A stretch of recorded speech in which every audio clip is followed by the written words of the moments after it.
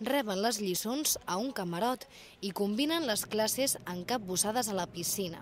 Aquí, els anuncis d'Es Busca Habitació s'han canviat per instruccions de com posar-se una armilla salvavides i en lloc del número d'aula es poden veure mapes d'un transatlàntic de 200 metres.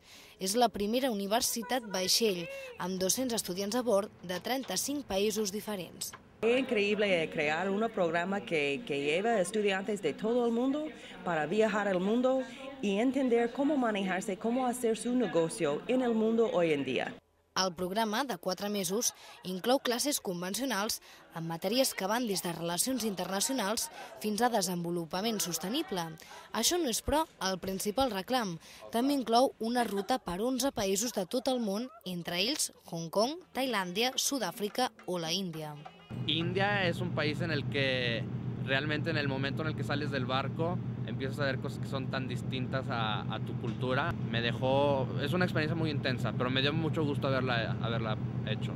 I clar, compartint tantes hores junts, és normal que hagin nascut algunes històries d'amor i de desamor.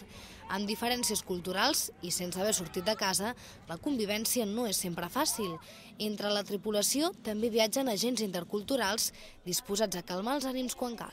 El de Estados Unidos siempre quiere participar o discute o enfrenta al profesor, expone sus argumentos, y el estudiante de China normalmente hay más distancia entre el profesor y él, entonces no participa tanto, es más de escuchar, no tanto de discutir. Gaudir d'aquesta aventura no està a l'abast de tots. S'ha de tenir un excel·lent nivell d'anglès, estudis universitaris i bones notes. I encara més difícil, tenir al compte corrent 15.000 euros o fer-se amb una beca. Només així s'aixecaran àncores quan un està a bord per al proper destí, Istanbul.